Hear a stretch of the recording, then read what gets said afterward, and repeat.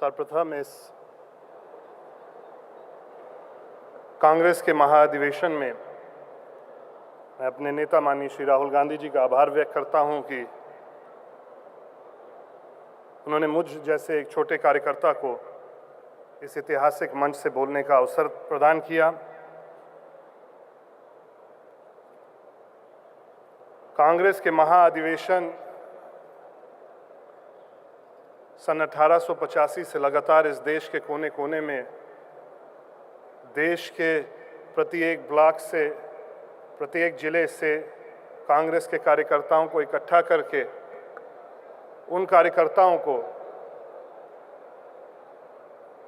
कांग्रेस के अध्यक्ष, कांग्रेस के शीर्ष नेतृत्व का जो संकल्प है वो संकल्प के बारे में चर्चा करके उस चर्चा को देश के एक एक ब्लॉक तक, देश के एक एक गांव तक और उन गांव में एक एक व्यक्ति तक उस चर्चा को पहुंचाने का दायित्व दिया जाता है। इस मंच का महत्व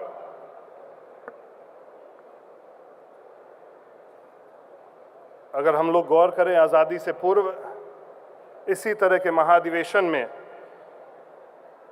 30 मई 1920 को महात्मा गांधी जी ने देश के पहले जन आंदोलन का आह्वान किया था। इसी तरह के एक महाअधिवेशन में देश के कांग्रेस के कार्यकर्ताओं ने उस असहयोग आंदोलन का संकल्प गांव-गांव तक ले जाके जन जन को जोड़ के उस संकल्प में शामिल करने का काम किया था।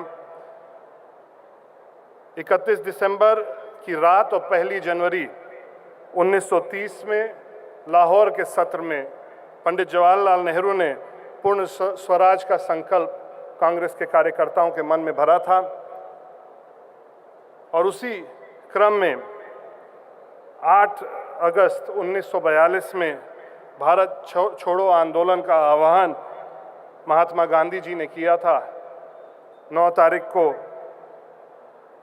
स्वतंत्रता का संकल्प इसी तरह के एक महाधिवेशन में पारित होकर वो गांव-गांव तक उसका जुनून पहुंचाने का काम कांग्रेस के कार्यकर्ताओं ने किया था।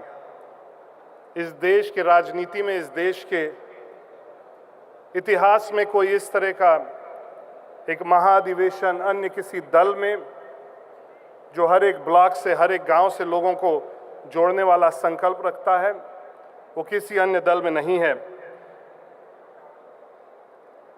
आज हम सब का ये बहुत बड़ा सौभाग्य है कि इस मंच पे हम लोगों को बोलने का अवसर प्राप्त हो रहा है। इस कार्यक्रम में हम लोग को शामिल होने का सौभाग्य प्राप्त हो रहा है। और 19 साल से मेरे मन में एक तमन्ना रही, एक इच्छा रही कि मैं भी कभी श्रीमती सोनिया गांधी जी के सामने 2 शब्द बोलूं। ये दुर्भाग्य रहा है कि 19 साल जब आप अध्यक्ष रहीं तो वो कभी अवसर नहीं मिला, मगर आज वो सौभाग्य मुझे प्राप्त है। मैं उसके लिए कांग्रेस पार्टी के सारे नेताओं का आभार व्यक्त करता हूं। आज हम लोग कृषि, रोजगार और गरीबी उन्मूलन के प्रस्ताव पे जो पंजाब के मुख्यमंत्री अमरिंदर सिंह जी ने प्रस्तुत किया, उसको बल देने के लिए मैं बोलने आया हूं। और जैसे पूर्व के वक्ताओं ने कहा था कि महात्मा गांधी जी हमेशा इस सोच को एक एक कांग्रेस जन में भरने का प्रयास करते थे कि जो अंतिम पंक्ति में व्यक्ति खड़ा है उस तक सरकार की योजना, उस तक सरकार की सोच पहुंचनी चाहिए।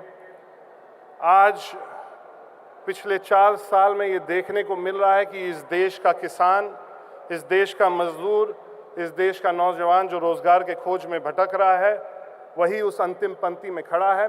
और इसीलिए मैं आभार व्यक्त करता हूं कि इस महत्वपूर्ण प्रस्ताव पे हम लोग को बोलने का अवसर मिला। ये देश 1947 में जब आज़ाद हुआ तो लगातार अकाल, सूखा को झेलता हुआ किसान इस देश की जो अनाज और अन्न की आवश्यकता थी उसकी भरपाई नहीं कर पाता था।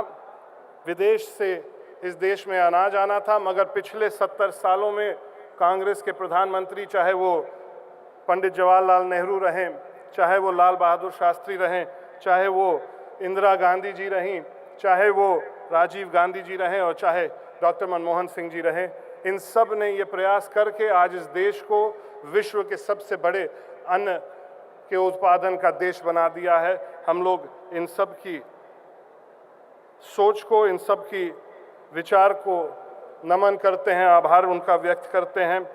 और पिछले 4 साल में हम लोग को भारतीय जनता पार्टी की सरकार ने ये दिखा दिया है कि वास्तविकता में जो आर्थिक वृद्धि देश की हो सकती है वो बिना उन किसानों को साथ लेके संभव नहीं है।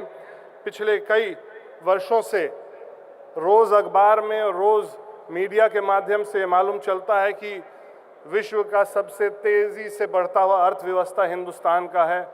रोज़ ये सुनने को मिलता है कि सेंसेक्स नई ऊंचाइयों तक पहुंच रहा है। रोज़ ये सुनने को मिलता है कि देश के बड़े बड़े उद्योग घरानों की आमदनी में इतनी वृद्धि हुई, मगर आज देश का किसान, देश का मजदूर और देश का नौजवान एक प्रश्न लेके इस सरकार के सामने खड़ा है कि अगर इतनी वृद्धि हो रही है तो हम लोगों की आमदनी में वृद्धि अभी तक क्यों नहीं संभव हो पाई। यही सबसे बड़ा प्रश्न इस सरकार के सामने है। और हम लोग जानते हैं कि जब डॉक्टर मनमोहन सिंह जी की सरकार थी पिछले 10 साल, उसमें जब देश की अर्थव्यवस्था तेज़ी से बढ़ती थी तो साथ ही साथ किसानों की, साथ ही साथ मजदूरों की और साथ ही साथ नौजवानों को रोज़गार का अवसर प्रदान होता था।